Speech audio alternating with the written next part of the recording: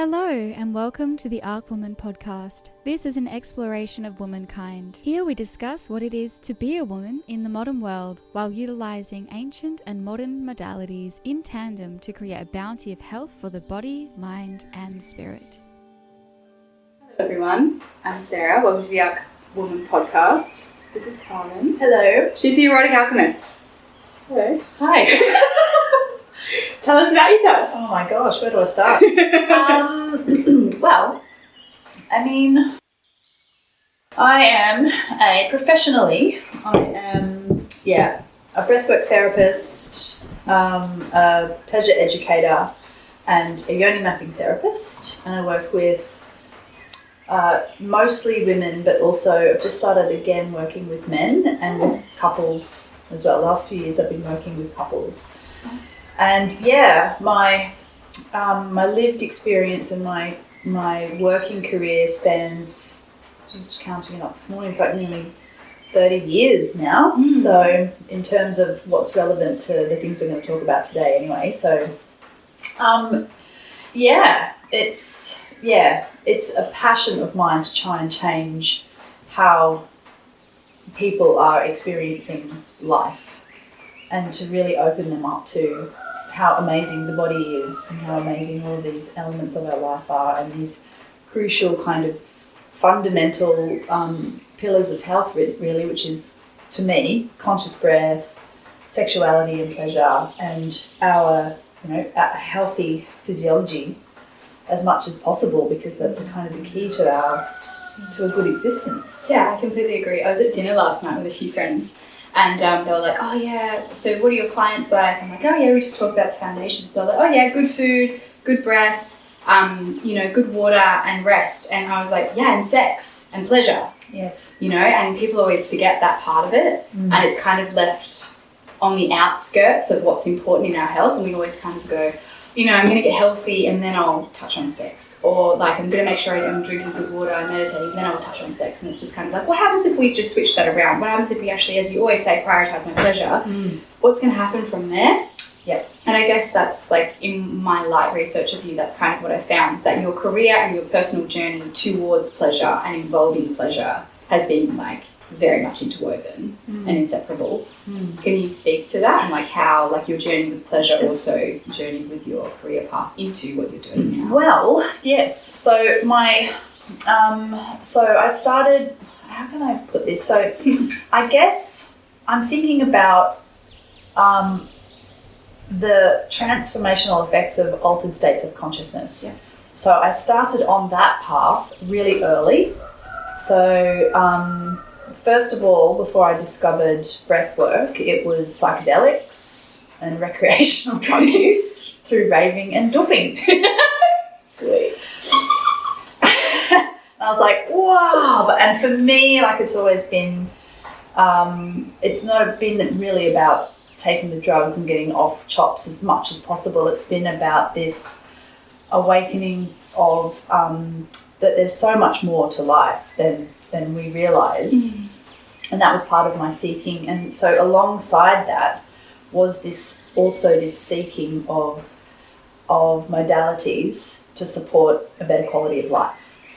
And so through breath work, went into these altered states of consciousness where it's like, oh my gosh, my perception of my world and my body and my life changed. And then the natural progression of that. So that was, and then yoga as well. So changing my relationship to my body. But the actual pleasure element of it still didn't happen until I was about 35. So I still lived the first part of my life going into all of these other states. So awakening up these pathways and not through my body and my brain, but nothing going on downstairs. Down yonder. I wasn't someone who masturbated a lot, and so I was married and with my first husband for nearly 12 years. When I was 23. What the hell was I thinking? That's so weird. It works for some people though. Right? I always said I would never get married, and I did. You did it twice. No more, she says. No, yeah. It's hard. 6 months from now. but we were very, like we were talking about earlier, we were very much products of our culture and our families, where sex was still very, very suppressed and repressed. So it wasn't even really a part of our awareness. Like we were very loving and affectionate and we had this beautiful connection, but when it came to sex, we were really underdeveloped. So that didn't happen. That was actually a catalyst for the breakdown of that marriage. It's such a common thing.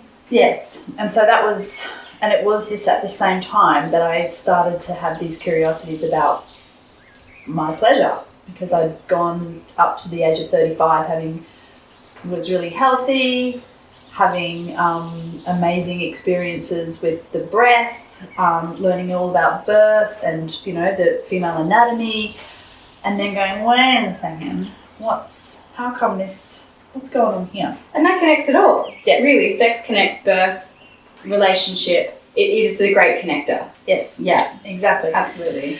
Yes. So once I went, hang on a second, okay, I'm going to start exploring this, and started activating the pleasure in my body. I started going into these altered states of consciousness through pleasure and orgasm. I was just like, and that's the thing. Yeah. Yeah. Yeah.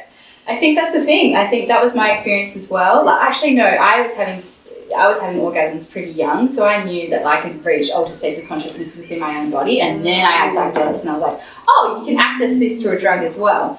But most of the stories I hear are like yours. I'm going to take some acid or have, MDMA or some other party drug, mushrooms, even peyote, and people go, oh wow, there's more to life. I have this altered state of consciousness, and then they find sexuality, and then they find tantra, and then they find breath work, and they go, oh, I have the receptors in my brain. I don't need the drug. I can create it in my own body, and it stays longer in my body, and it's more sustainable for me to do it this way. I think that's what I've heard a lot of, and that's the key. Once you figure out it's all inside of you and you can create it, and you're the master, you are your own drug. Yeah. Yeah, you can create that. Yeah, totally. Yourself. Yes, incredible. We have, this, and this is also the thing that's been kept from us for so long for this very reason. Yes. Because then you can't really be controlled. You awaken your intuition, you awaken your spidey senses, and you can't be hoodwinked. And that I love this. You can't be hoodwinked because you have your spidey senses. You're not saying you have an awakened intuition. You're like, no, you have your spidey senses. Yeah, spidey senses. I love that. You sniff out bullshit and you go, I'm not buying into that. Something doesn't seem right there. Yeah. And we all have these capabilities and these capacities as well. I think that's something that's really, really important for people to know, that it's not special elitist beings that only have access to this. Everyone has access. All human beings have access to this. We have layers and layers and layers that we generally need to move through from all different angles, but it's all there. It's all where we are of nature and of the cosmos, and we have access to those portals through our bodies. Yeah, which is why, it feels like the next phase of awakening is full embodiment. So how did that lead, so going from that, like how does that lead into breath work? Was that kind of from, you studied Ashtanga yoga and you're a huge Ashtanga yogi, is that correct? So it was Ashtanga yoga and then it led into the breath work? Breath work first. Wow, okay, Yeah, that would have been a while ago. Yes, it was. Before it was cool? Oh yeah, before it was cool. And I've never been cool, so. I started with breath work when I was 19, and I was just seeking ways to feel better because I was not doing very well with life. I had different kinds of eating disorders, I had anxiety and depression, but there was, something in me that just knew this is not how it's supposed to be. So, and I'd been a seeker since I was a teenager. And so I experimented with, I went along to a breathwork class and had a breathwork experience. And from that moment, I was just like, what is this? Oh my God, this is amazing. And I felt so connected. I felt so much clearer. And I was like, wow, this is amazing. So I went to study it then, but I was too young and life was too chaotic. So I had to give it up. And then lots of other things unfolded. And and I'd already sort of touched on yoga a little bit, but there was just something in me that knew that I just had to do yoga as well. So got married, went to the UK, came back, and as soon as I got back, I'm like, I'm studying breathwork and I'm starting Ashtanga yoga. So I did these two things pretty much at the same time. So just, so the next few years were just all about that.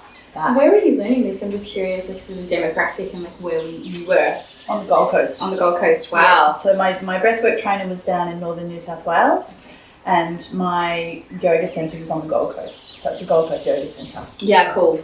It was a jewel for a while, that area.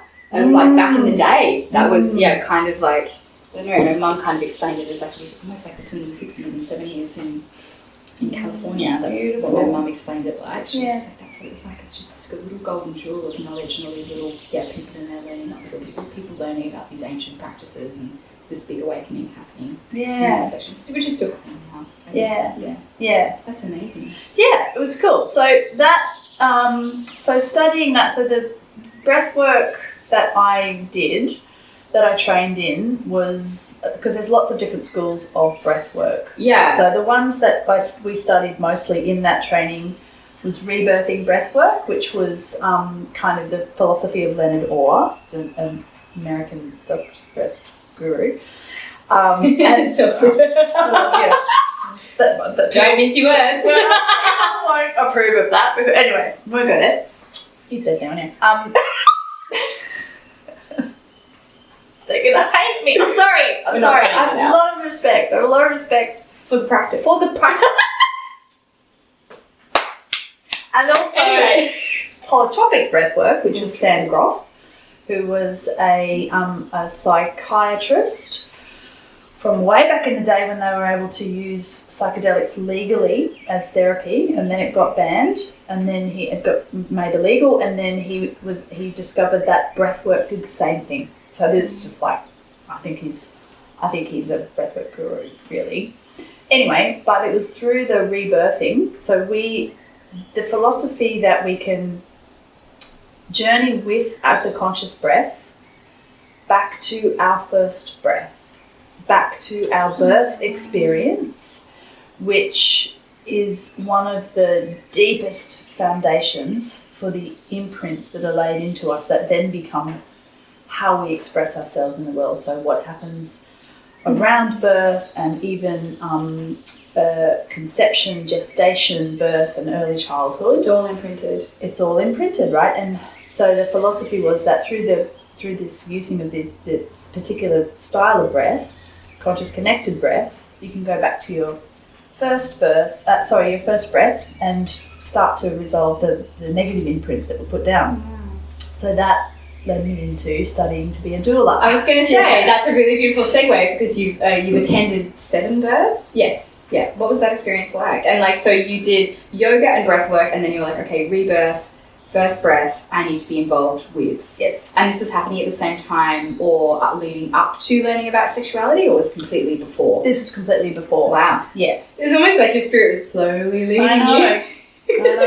It's really cool. When I look at the trajectory, I'm like, oh, wow. So special. It's amazing. Yeah. And my thought was, well, hang on, if I can help birth be better, then people won't need rebirthing back, and so that's why I wanted to get involved with birth. And that was an amazing experience, absolutely, utterly magical, and a really important learning for someone who has a birthing body and is potentially going to birth their own child as well, which I did.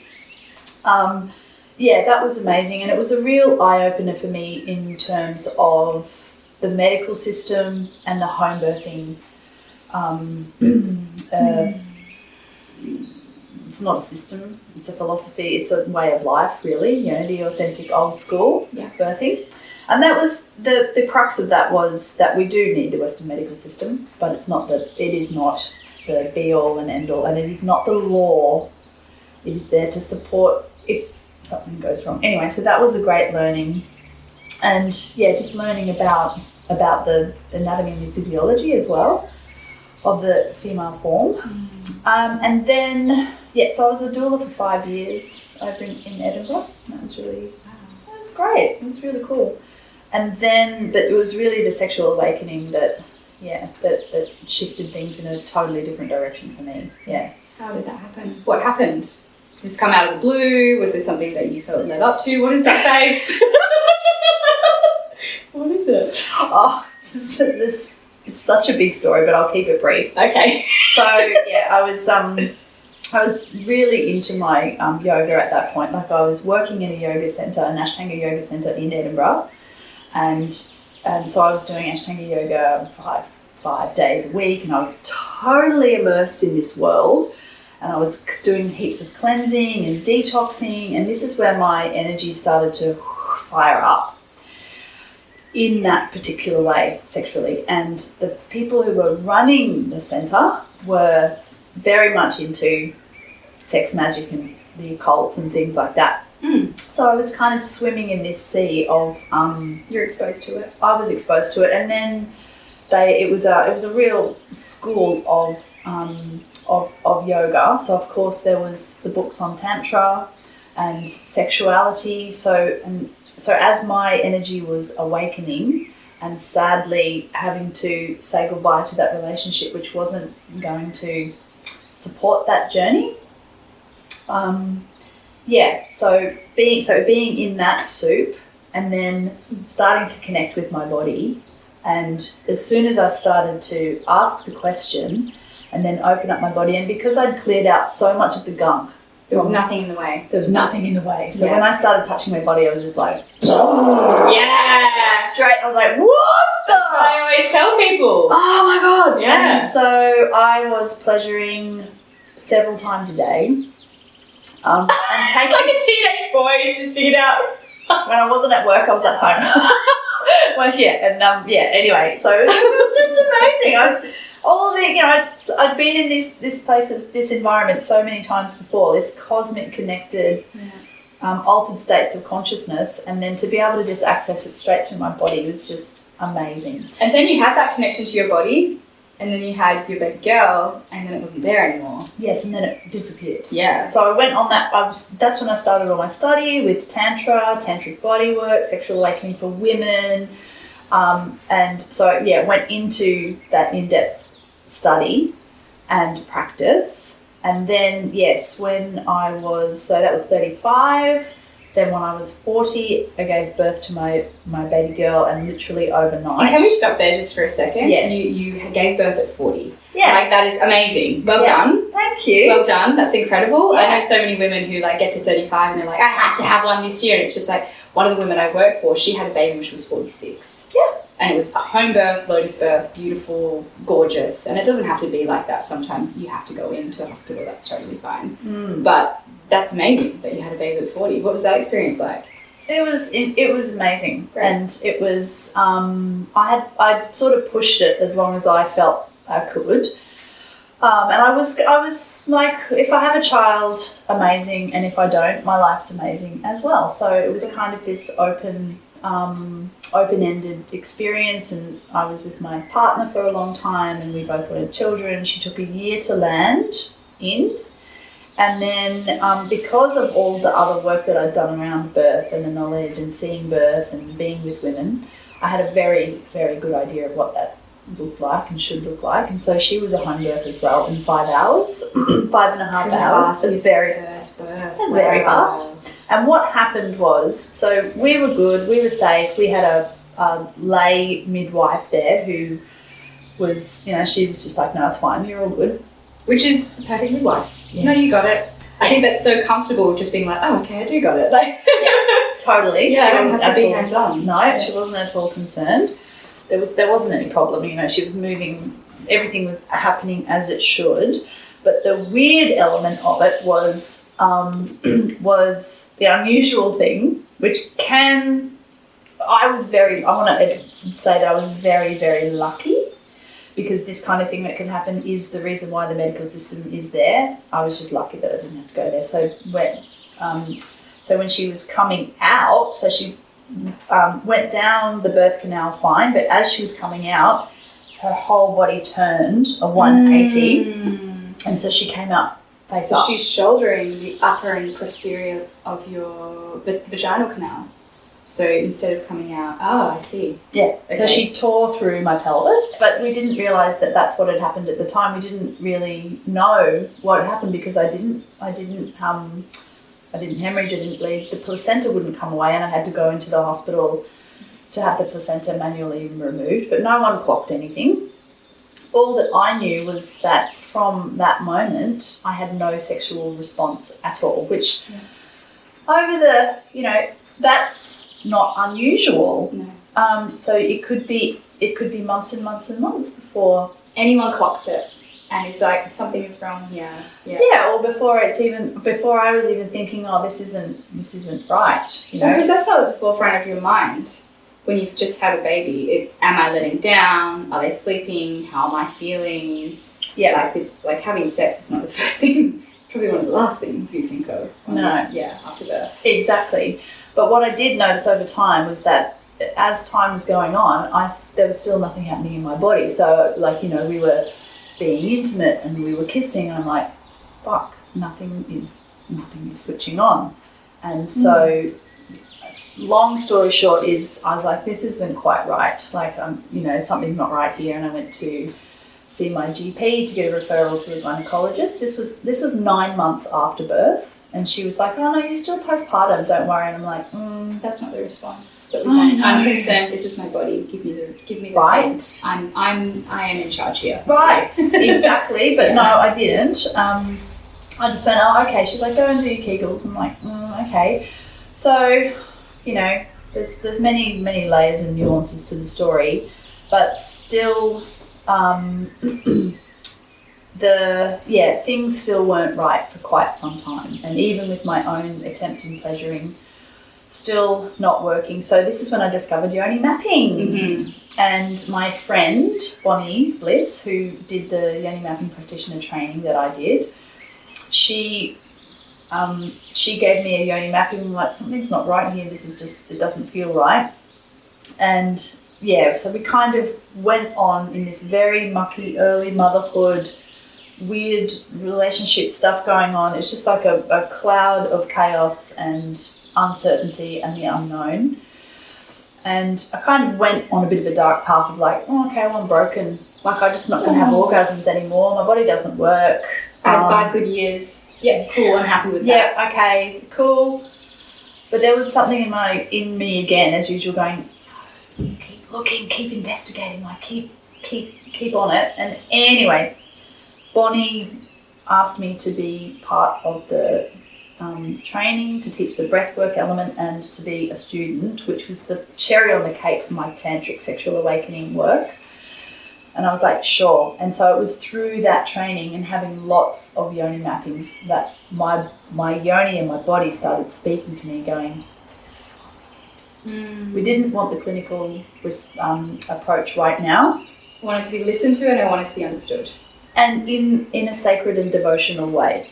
Yeah. And so that's what started to bring my sexual energy online again and awaken her in a very, very different way, which has been an amazing journey. So I now have this very mature, wise yoni, vagina, and sexual essence. Yes. Yeah. And then it was from there, after I did the yoni mapping, I was like, something's still not right here. So that's when I went and saw a pelvic floor physio, and she finally did a proper exam on me. This is like 3.5 years after the birth, and she went, oh yeah, you've got some really serious injuries in there, like we need to send you off to get an ultrasound. And they were confirmed that these muscles had been torn, that there were 3 different prolapses happening as well at different stages. Whoa. And I was just like, the fuck? Thanks guys. Yeah. Thanks guys. Probably could have been a stage 1 instead of a 2. And anyway, so it's been an incredible, amazing, educational, direct life experience so that I can now help and teach and really authentically educate women around all of these aspects. Sexuality, you're never broken, because now that I've opened up new pleasure pathways, which is something that's possible as well, I'm now having the best orgasms and Oh, the best yeah. sex of my life. That's what we want to at hear. 48. Fuck yeah. And so part of that really important arc and part of my teaching now is that we are never broken. And it's very easy to think we are broken for lots of different reasons. And there's shame and there's embarrassment that can be a layer of like, that I don't want to, I can't, I'm not the same as others, all the way through to actual really quite significant pelvic floor injuries. And the Naomi Wolf, she had that same experience. You just took the word out of my mouth. So Yes. in her book, she spoke about how she had a back injury when she was younger from falling off a horse or something, and then she also fell on it again in her adulthood, and then she stopped feeling an oxytocin letdown and this feeling of joy. And the goddess array is what scientifically it's called. It's called the goddess array. If no one's aware of this, is after you have an orgasm, you have this flush of oxytocin, dopamine, and serotonin.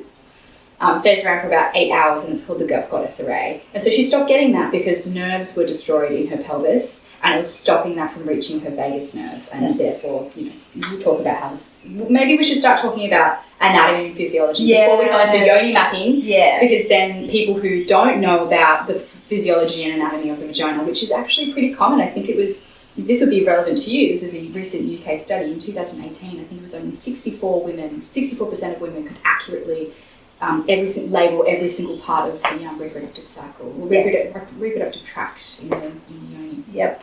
Yeah. Yes. So let's start really foundational. What's a yoni? You keep saying it. Yes, What does I that was mean? aware of that. So, yoni is the Sanskrit word that describes the whole female reproductive and sexual anatomy, and is why I still use that word. And some people say yoni. Yoni, yeah. And so I just find that we don't have another word for it. In the English language, it's all broken up into separate bits. So the work that I do deals with the whole area. So that's why I use that word still to describe that. So it's the vulva, the vagina, the cervix, fallopian tubes, ovaries, uterus. Yep, and then all the things that make it happen. Okay. For those of you that are watching, we have some diagrams here, what do you call them? Teaching aids. Teaching aids. Maybe we should go through the teaching aids. Sure. So if you're not watching, watch this bit. Yes. So we have here. So this is a beautiful visual representation of, we got that in the shot? I hope so. Yeah. This is the vulva. So a lot of people are still calling the vagina the vulva, or the vulva the vagina rather. They're different. Yes, they are different. This is the vulva. And so the vulva is made up of outer labia, inner labia, and this area in between, behind the inner labia is called the vestibule, which is a really nice name for that area. And in there you have the entrance, and you have the yoni entrance, and you have the urethral opening. Then, this is why we love this one so much. It actually shows the clitoral anatomy. So on the outside of the vulva as well, you usually have the hood which will cover the clitoris. So here's the clitoris up here. The shaft goes behind there, and clitorises are all different shapes and sizes. Labia are all different shapes and sizes. Vaginal canals are all different shapes and sizes. Thanks. Yes, and so this really helps us to actually have an amazing visual of the clitoris and where it sits in relation to the vulva. And what Karlyn's showing here, if you're listening, is she's taking off the front of the teaching aid, and inside is the clitoris, the whole clitoral unit. And if you're listening, maybe you tune in for this, because she's showing how big it is. Yes. It's a huge organ. Yes, it is a huge organ. So it's made up of the glands. So the glands is the very sensitive little pearly bit that's on the outside that has 8,000 nerve endings there. So that's the highest concentration of nerve endings in the body, I do In believe. the human. So we have more than men. Men have between 4,000 and 6,000. Yes. We have 8,000. Oh, lucky us. Yeah. And then from there, from the glands, is the shaft that goes back to the pubic bone. So if you rub over it, it feels like a tendon. Goes back to the pubic bone, and then down the side and sitting underneath the outer labia are the skinny legs of the clitoris. And then underneath the fold between the outer labia and the inner labia are the bulbs, the vestibular bulbs of the clitoris. And these are erectile tissue, and these are the bits that engorge and swell up. So often when we become aroused, our vulva will swell up, and it can even ache because it will swell up so much sometimes if the energy's not flowing. And that's because this area is erectile tissue. And we actually have as much erectile tissue as men. But same parts arranged differently. Yes, exactly. It's just spread out a little bit more. So that's the clitoris. Very important to know about the clitoris. Can we have a look inside of the vaginal canal? Does that one have... Can you take it off and you can see the ridges? This? You want to take this off, do you mean? Can you see the ridges of the G-spot? Yeah, the G-spot. Talk about that as well. Yeah, okay. So the G-spot sits just behind the urethral opening. The G-spot is the protective sponge for the urethral canal.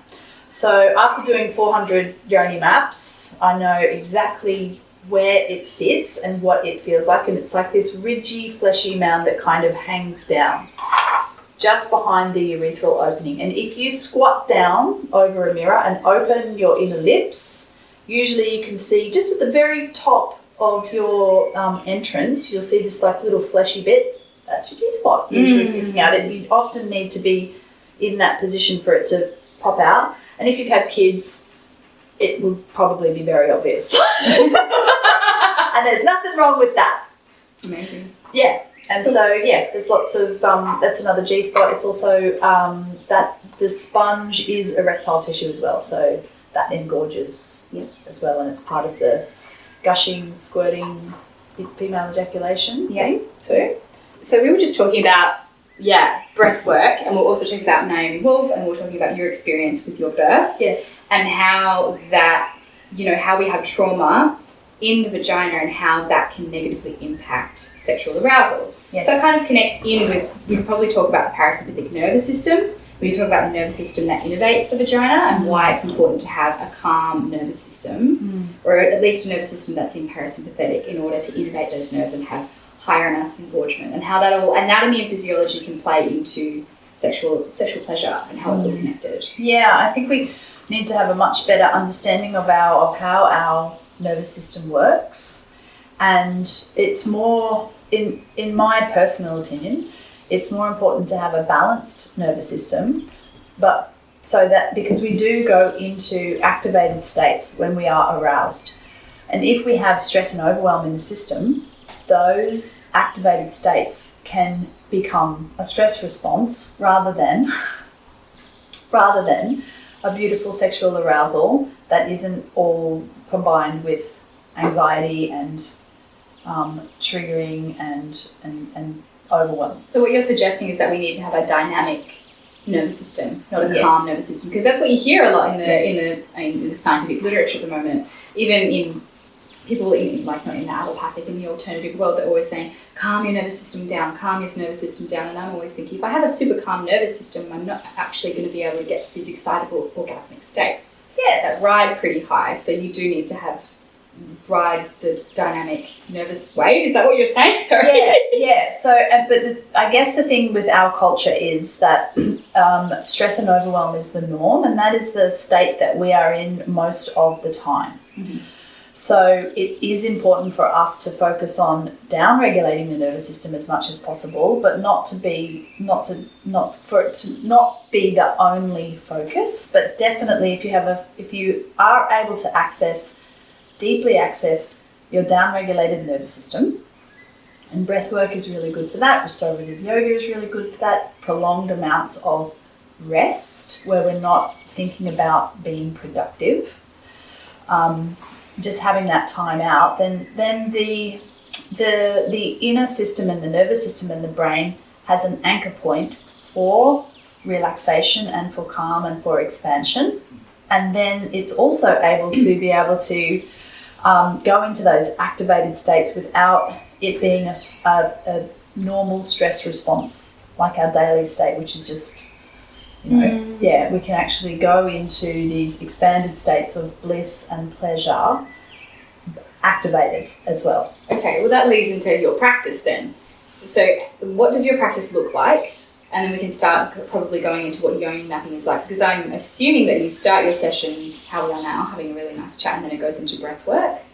And can you talk about why you integrated breath work into your yoni mapping sessions and why that's important? Yeah, because the conscious breath is one of the most powerful ways to be connected to the body and to the sensations that are happening in the body. And so the breath work that I use in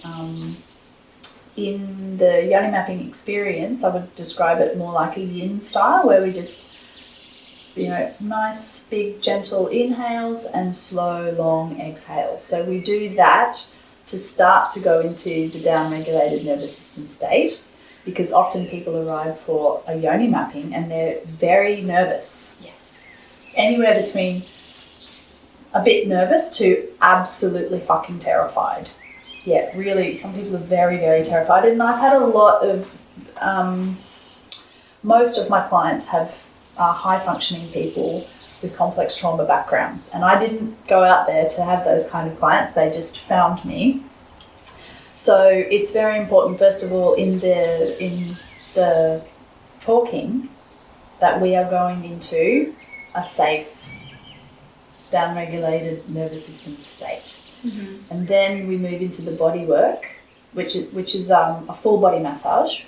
But when they're lying down, I'll get them to start breathing. And that helps to keep people in their bodies, because some people can dissociate and leave their bodies because that's what's safe for them. Yes. So, and I do respect that when people go into those states. It's not very often that it actually happens, but I always stop and pause when I see them, so I can bring them back to their breath. So the breath is a really safe way to be connected to the body. And the conscious breath it has so many different functions. It's absolutely amazing, but it supports the flow of energy through the body as well, through all of its little tiny intricate systems. So that's why that's really important. And so they can stay in their body through this process. Mm-hmm. Mm. So and then it's massage. Full body massage, yeah, and it's more of a relaxation massage, but I do work with the muscles. I've trained in massage, so I do work with, really soothing the body. But what's really important there is that we start to co-regulate, so they feel my intention and my transmission, which is, it's more about them, to be honest. I'm not trying to make anything happen. I don't have an agenda. But they can feel through my touch that it's sacred and it's devotional and it's safe. So we do that. So it starts on the back of the body, and then I ask them to turn over, and we do the breasts and the belly. Very important. So the breast is heart connection as well. And so many, it's like amazing. So many women have never had their breasts massaged and connected with in this way. There's always an agenda, baby feeding, or it's a sexual thing, or it's a clinical thing, and that's amazing to have that experience with the breasts. And then I'll move between the legs, and I'll do some more pelvic massage, and then I'll ask permission before we do the external yoni mapping, and I'll ask permission again before we do the internal yoni mapping. And that's really important too, because our boundaries have been violated. Yeah. Often. Yeah, and I do that with myself when I masturbate, even when I massage. Can I go down here? I think very often women will come home and grab their Hitachi and just go down and buzz one out, and it's just like, would you come home and just grab your partner, throw them on the bed, have sex with them for 5 minutes and not talk to them for the rest of the night? Yeah. We're doing that to ourselves all the time. Yes. And I think, women are pretty stressed out. We are more time poor than we ever have been. I think I've seen multiple statistics that have shown that medieval peasants had more days off and better working pay than we do now. Oh, God. So, of course, in our civilised society. So modern. Yeah. All right. So, that was a really big segue away from what we're talking about. It's important, though. Yeah. These are the things that block us from our pleasure. These are the things that block us from our connection to ourselves. Having the time. And I guess with the yoni mapping, women, even if they're trembling and they're scared, they kind of want to do it because they know it's important. Like they must have an integral knowing within them that this is the key. And this is at the centre of most of my problems. And if I can get here and if I can hit it at the root, that I'm going to get through. So Yes. talking about that trajectory from breathwork, massage, which I think is so beautiful because you're entering the body through the lungs and then physically gently, and then you're asking permission and then you're moving in. So what is yoni mapping? Like, what is it? Because I haven't done much research because I actually wanted to ask you that question.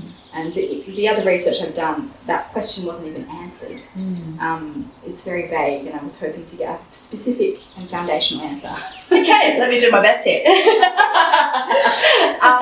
So there's yoni mapping and there's yoni massage. Yeah. And the distinction between the yoni mapping is that through the process, which I'll describe in a sec, what we actually do is create a map of the internal world because it's internal and it's invisible, shall we say, to a lot of people, and it's quite a mystery. We actually create a physical map through touch that the brain and the nervous system can then have. So it's like, oh, okay, so I know where my G spot is. I know where my A spot is. I know where my cervix is. So you're literally going in and being like, touching this area and being like, that's your cervix, this is your A spot, this is your G spot, this is what it feels like, this is numb, this is pleasurable, this is pain. Yes, we create a map. So when I don't talk to the person very much in the body massage, that's for them to come into their body and into the space. But there's lots of talking through the mapping. So, and I tell them where I am, I tell them what I'm doing, and I ask them, what do you notice? What are you feeling? What are you experiencing? And it's whatever is there is whatever is there. There's no right or wrong. There's nothing I'm expecting them to say. Whatever they are experiencing is what they are experiencing, and that is a part of the map as well, is that they are connecting and communicating and opening up these information pathways through their body into their brain, mind, intellect. So it's no longer really a mystery anymore. And so then I say, so we go through all of the parts of the vulva, and then because we're going inside and it is the internal world, the map that we use is the erogenous zones. So for those who don't know what an erogenous zone is, I always describe it as like a little pleasure chakra, like an energy vortex where orgasm can originate from. And they are spread out, there's lots of them spread out through the internal world, through the vagina. And they are physiologically, they're connected to all the pelvic nerves, which is connected to the vagus nerve, which sends information and sensation up to the brain. So when I'm in there and we're there together, I'm saying, I'm here and I'm doing little circles. What do you notice? Then they are creating this map for themselves. And 9 times out of 10, what's happening in this moment will change in the next moment. And there might be numbness or pain or discomfort, which we usually stop and spend some time with. Yes. And then we wait until whatever needs to happen with that experience for it to shift. And then the next time we come back there, it's like, oh, that feels totally different. I was just about to ask that. So say we're having a yoni mapping session, I have a place in my vagina, or in my vaginal canal, that is incredibly numb, and then we spend time there and I start to feel sensation. Would you also feel a difference on your side? Not necessarily. Not necessarily straight away, No. over multiple sessions? I'm just curious. No, because it's really, most of the time, I'm just trying to think about whether I can actually, when there is tension and tightness in the muscles, yes, I can feel a difference going in and then on the way back. But often what is being held there in terms of numbness is in the invisible realms. It's in the energetic pathways, it's in the sensation pathways, and it's in the thought pathways. So my question is, if a woman has experienced trauma that was verbal and non-physical towards her vagina and towards her sexuality, will she feel numbness and pain in her vagina? Highly likely. Wow. Yeah. And so, and I always like to say numbness is a sensation and it's a feeling. So I think a lot of people can go, oh, I feel numb there. It's an absence of all sensations. Yes, it's there's nothing there, it's dead, it's empty. It's like, no, that's a feeling. So bring it to life, because it's from bringing it to life and giving it acknowledgement that it can move and transform into something, to a different feeling, which is what happens. But yes, so it's not always physical trauma, and in fact, a lot of women come to the session holding shame and embarrassment that is from the culture that has told us that it is sinful, dirty, and wrong to our sexuality and our menstrual cycle is sinful and dirty and wrong. So they may or may not have had a physical boundary violation, but that is enough in itself to create an energetic block on the flow of information through these information pathways. Yeah. Because the nervous system, if you're living in a culture that's telling you that you're dirty and wrong, your vagina's gross, and if we break down the etymology, cunt, like that word is the most disgusting English word, and what does that it will also denote? Like if anything says anything about the culture we're living in, and then our vagina is connected to our brain, they're inseparable. Of course, if your brain thinks your vagina is gross or your yoni is gross and this horrible place, I can imagine the nerves are going to be shut down, which means there's going to be less blood flow, which means you're going to have numbness and pain. Or even just, like I have felt places in my vagina myself that I know there's been no physical trauma, but it feels as if there is, and there was. Yeah. Yeah. So what do you do? So there's pain and there's numbness, and then there's what's in between. What's in between pleasure and numbness? Is that just sensation? Like, is there anything in between those two feelings? Like, what's the spectrum? Oh gosh, the spectrum is really broad. So sometimes it's there is softness, there's warmth, there's tingling, there's and sometimes it's very, very subtle. It's often very, very subtle, which is why we need to be in this kind of expanded state so that we're more in tune with what's going on the subtle level. On the kind of gross level, it feels less tight and it's not sore anymore when we come back the way. Yeah, it actually either feels like they can tell that I'm there, they can feel me there, or it's pleasurable and it feels good. Great. Yeah. That's what we want. Yeah. Absolutely. Yeah, and I think it's important to note that, our erogenous zones are like them, and these parts of the body, they just kind of sit there asleep until we go in and wake them up. Mm-hmm. Once we go in and wake them up through touch and connection and communication, they have so much information and wisdom and intelligence to share with us that so it's really important to go in there on a regular basis and make contact with ourselves. Again, it's not great. Yoni mappings with a therapist, I think, are crucial. I think all women should have them, all vulva owners should have them, because it really helps to make a lot of kind of mystery and confusion a lot more tangible. Because you can see your hand, and you can see your nose, and you can see your knee, but you can't see your vaginal canal. You can't see your internal world. So it would be very useful to go, this is exactly, I know exactly where everything is. Yes. Yeah. So now, thank you for explaining Yoni mapping so beautifully. Yeah. Yeah, now I fully understand. I'm like, oh, it's just you're having someone teach you about like where everything is. Yes. And actually know the anatomy. Yeah. Which is really important because most women don't know their own anatomy. Yeah. And go, this is this, this is this, this is this, this is how your vagina feels or your yoni feels. And let's just see how that transgresses throughout your lifetime. Just keep an eye on that. Yes. Yeah. Yeah, and what's really important, and a distinction with the mapping experience as well, is that it's not a clinical space. It is sacred and it is devotional, and it's very slow, and all of the person is welcome. So sometimes there is tears, sometimes there is dissociation, sometimes there's a deep stillness, and sometimes there is quite activated pleasure. And it's really important that this space is like this, and it's not a clinical environment, because the deeper self will respond in a different way when it's a sacred and devotional space. And that's not hippie woo-woo, that is a place of safety, and that is a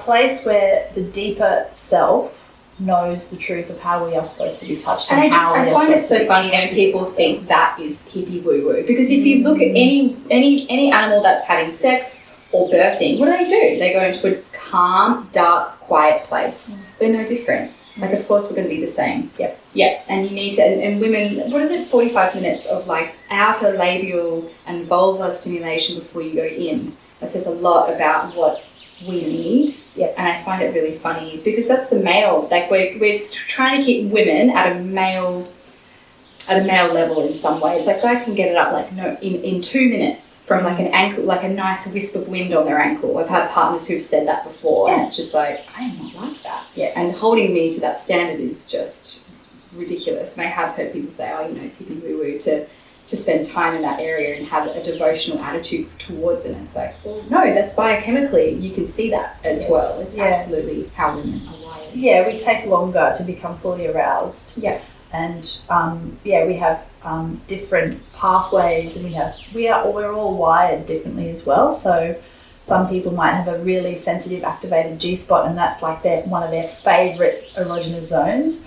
But then for other women, it's the one behind that, the anterior fornix, the A spots. That's more like the G-spot's maybe a bit sensitive or a bit, not that great. But the other, or the cervix is more sensitive. Or the actual opening, the entrance is the yummiest spot for some people. So yeah, it takes time for us to work all this out, and we're changing all the time. So what worked one time might not work the next time. Yeah, so it's a journey. It's a journey. Yes. Women are cyclical beings. There's always changing. I think if we just accept that, we're going to have a much easier time with our bodies than just trying to keep ourselves to a male standard. Women are not little men. No, it's unrealistic, and it's really, everyone misses out.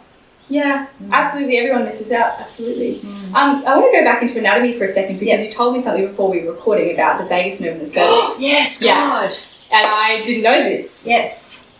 So, hopefully, so the vagus nerve is a sensation superhighway through. I love that. Yeah, sensation superhighway through the different parts of the body, up to the brain, and it's got one main cord that I think runs with or through the spine, I can't remember, and it has lots and lots of little tendrils that come off and connect into different parts of the body, and one of those tendrils connects to the cervix. So in terms of a sensation superhighway, when we activate and awaken the cervix, then we have a direct pathway straight. I mean, the other pelvic nerves also eventually lead up to that superhighway, but there's an actual one of the tendrils straight into the cervix. It's just a one-way road. Yes. No stopovers. Yes. Yeah. Yes. And there's also a nervous tissue superhighway. I liked what you said before. That was really cool. Going to the heart. The tip of the penis for the male goes straight to the heart.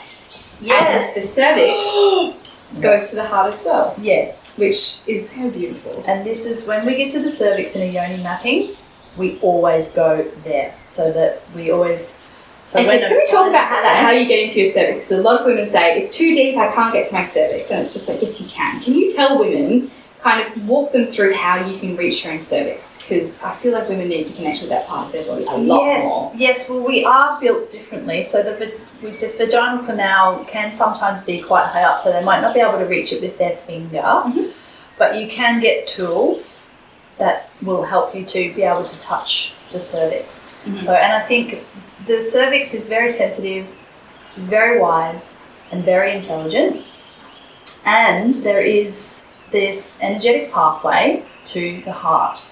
And it's I have to look at this. There's quite, if the logic is telling me that if the vagus nerve has a tendril that connects to the cervix, then there's probably a physiological pathway as well. But to actually go in there and be with the cervix and be still for a little bit and be soft and gentle, not pounding.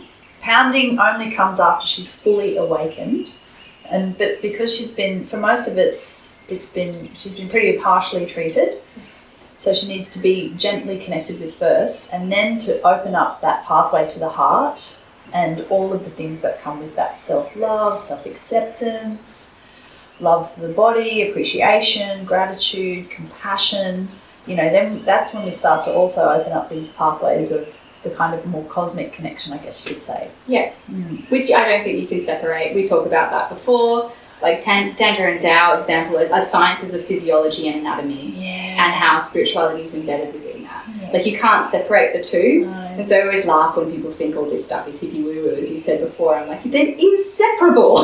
Like, they're absolutely inseparable. And I think that's why so many women, when they actually start to activate their pleasure and prioritize it, they have huge spiritual awakenings, massive spiritual awakenings. And you could talk about that from a biochemical perspective. Oh yeah, you know, they're having these huge cascades of oxytocin, dopamine, and serotonin, and then the Tantra and Tao will say the third eye is open, and then the heart is open, and now they're lubricated, so the world's going to be an easier place for them. Yeah. Like, all the language is describing the same thing. Yes, and it's all about connection, and it's all about bonding, and that's one of the biggest probably issues that we have in society, is that people feel so disconnected and so lost, but we actually have all of the processes, the chemicals and the physiology to feel connected within ourselves, and deeply spiritually connected. And yeah, I think that spiritual connection, although it has similarities, you know, in how it all sort of happens, it's also a very personal and individual experience of our spirituality. But yeah, we can't separate it. It's silly to do that. Absolutely. Yeah. And I would trust you as a Yoni Mapper from hearing that. Absolutely. My question is, this is not an accredited industry yet. How do people find people who are legit? Because damage can be done by people not actually doing the proper training. Yeah. How do you find someone who's actually in it for the good reasons, that like you are? Yeah, it is an unregulated industry, but the training that I did, and there's only a couple of other trainings in Australia that are accredited through the IICT. What are they? So there's going to be mine.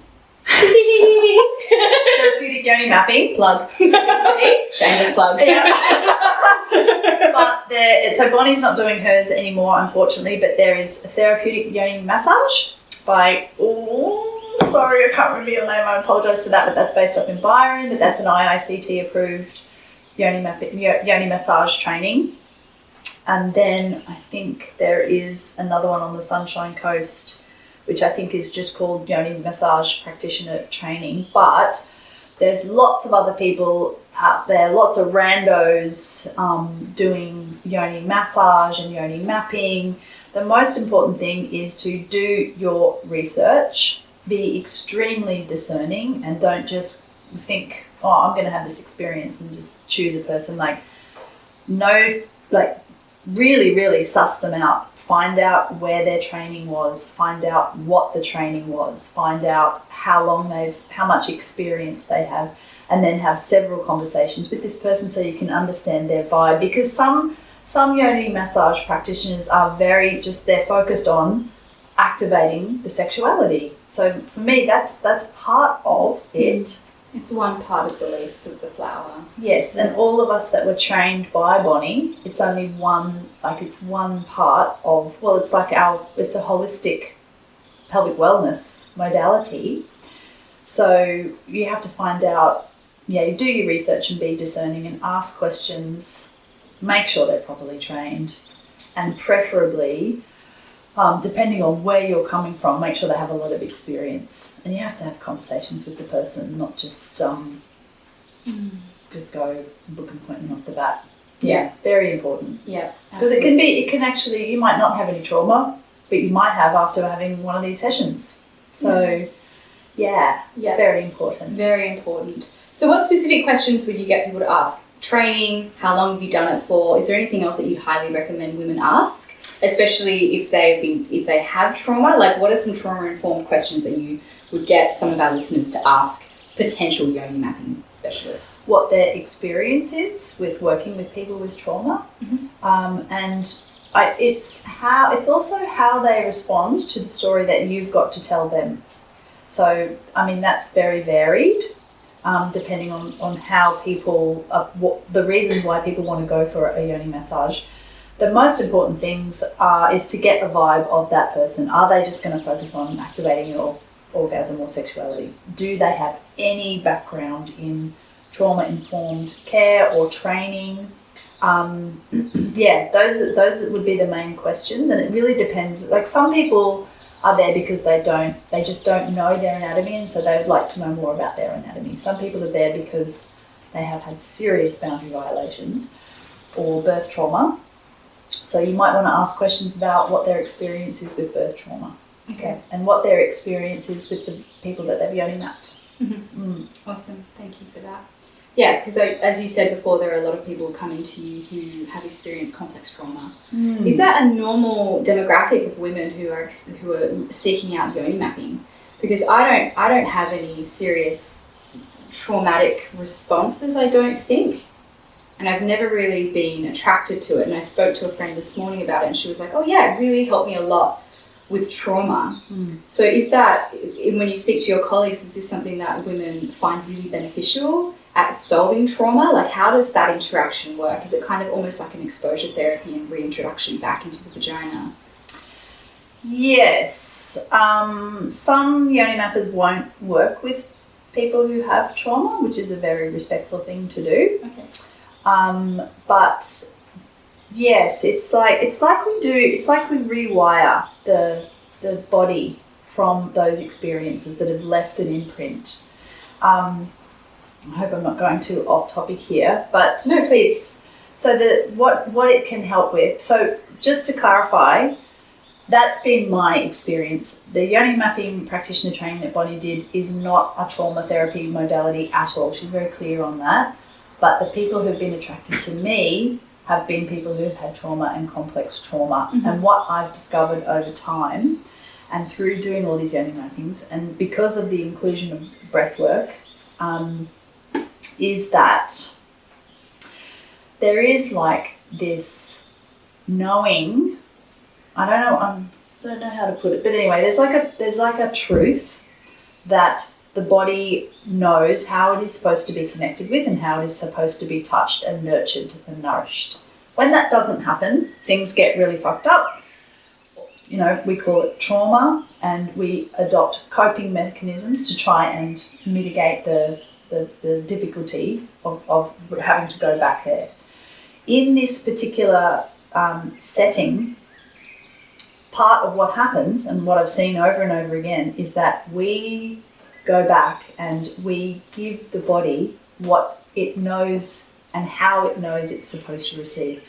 So my experience has been that a lot of the layers of trauma and shame have an opportunity to start to dissolve. They start to dissolve away. They start to integrate into a healthy place because the body goes, this is the truth. I just needed to be looked at. I just needed someone to acknowledge that this happened and this is how I feel, and now we can move on. Well, now we rewire, because someone, let's say for example, let's talk about maybe a boundary violation. Someone did something to us that we did not give consent for, and it has left an imprint in the body, and it has caused physiological problems, psychological problems, and that shouldn't have happened. And so when we go in there and go into this devotional space and actually physically touch and open up these pathways, we rewire that information. And that information has a chance to go, that's bullshit. Yeah. That should never have fucking happened.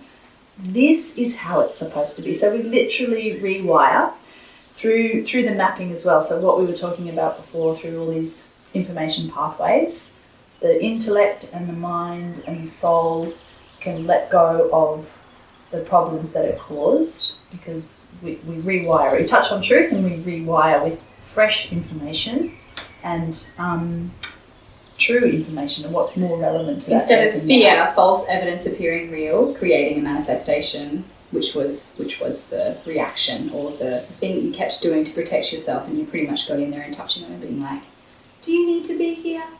Thank you for being here, but I don't think you need to be here anymore. Exactly. Thank you for your service. Yes, exactly. And it's like, all right. That's the exact approach as well. It's not like, we're going to get rid of this trauma or anything. We're going to have 1 million cervical orgasms and you're going to swear across the room and this is going to completely self-actualize you and you're going to feel amazing. It's like, hang on a second. Precisely. I am traumatized. It's not the next step. Exactly. So I think that's probably a segue into what we were talking about before. I love how you speak about this. It's just so beautiful and comforting, and it's true.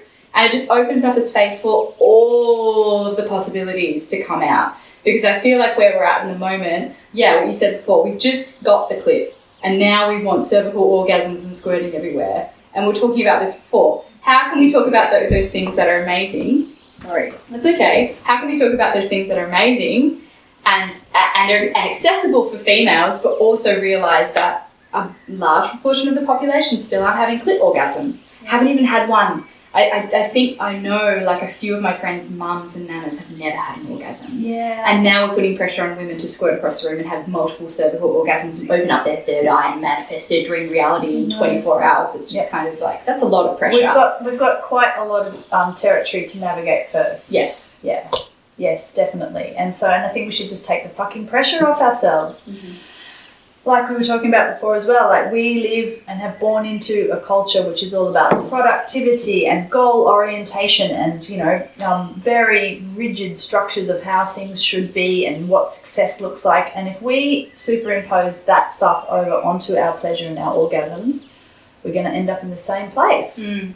We're not going to be able to reach it, and we're going to be punishing ourselves. We're like, but I'm doing all the things. Like, I'm doing the things that are supposed to get me to this place. It's like, yeah, but you come back. You got to back off.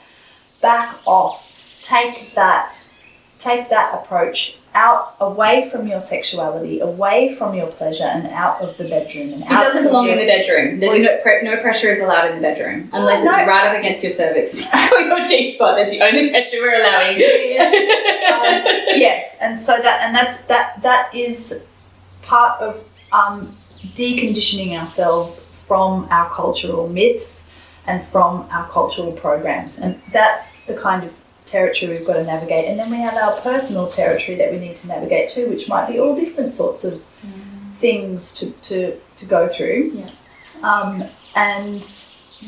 So it should be seen as a journey, and it should be seen as a long journey and a journey of a lifetime. And if you get to certain spots quicker, amazing. But believe me, it'll fucking change. It will. Yeah, it will change, and it will change in an instant. And it can. But if we are deeply connected to ourselves in this way, we can always access these parts. Because you have ourselves. a relationship. You've formed a relationship with your body and with your yoni. You go, no matter what happens, and with your pleasure, I'm going to love you, and I'm going to be here with you, and however you show up, I'm going to accept you as you are. Can we quickly talk about squirting? What's the anatomy and physiology behind it really quickly before we finish up? Okay, because so everyone's obsessed with it. I know, everyone's obsessed with it. It drives me crazy because, like I was saying before, it doesn't have any bearing on the quality of your orgasm. Some people can squirt and not have an orgasm. So it's the engorgement of the different kinds of fluid, which we still haven't worked out yet, into the urethral sponge. And then if we stimulate that enough, put pressure on it and pull forward a bit, we can let go. Yeah, we can. Yeah, and we can let go. And so, but to authentically have an amazing squirting orgasm, it usually happens by accident, or, well, that's not necessarily true. You can make it happen, but the very thing of trying to make it happen will block it. Yes. Yeah. So, and it's just another one of these things that we get obsessed with in the culture. It's like the latest Gucci fucking bag that we need to have now. We need to be able to squirt. And we really need to let go of it. And you're not a tantrika. You're not actually sexually awakened unless you have cervical orgasms. Yeah. That's the other thing that I'm seeing trending at the moment in the sexual world. And look, they're amazing. You know, the petit mort, the little death. You feel like you've died and you've been reborn. But like, that's not. It's just, I'm afraid that women are starting to value their sexuality based on these esoteric ladder structures instead of and a hierarchical value, which instead is just of the connection that they have with themselves. It's just exactly the same structure that we're saying that we're coming away from, but we're actually just doing the same thing. It's just a different wrapped language. Up in a different way. Yeah. And the most important thing is to have a connection with our bodies, to have at least a basic understanding of how our anatomy works, a basic understanding of our pleasure anatomy, and then we need to work out for ourselves over time, calm and relaxed mostly, with allowing yourself to get activated, understanding the process of arousal, but to allow our body to talk to us. because we are all different, and the pressure of this society is just don't let the outside in. No. Yeah. It's a really beautiful place to finish up. Is there anything else you wanted to say before we close up? I don't know. We've spoken about a lot of things. But no, I just think it's so important to have an authentic relationship with your body and understand that we are all unique beings, you know.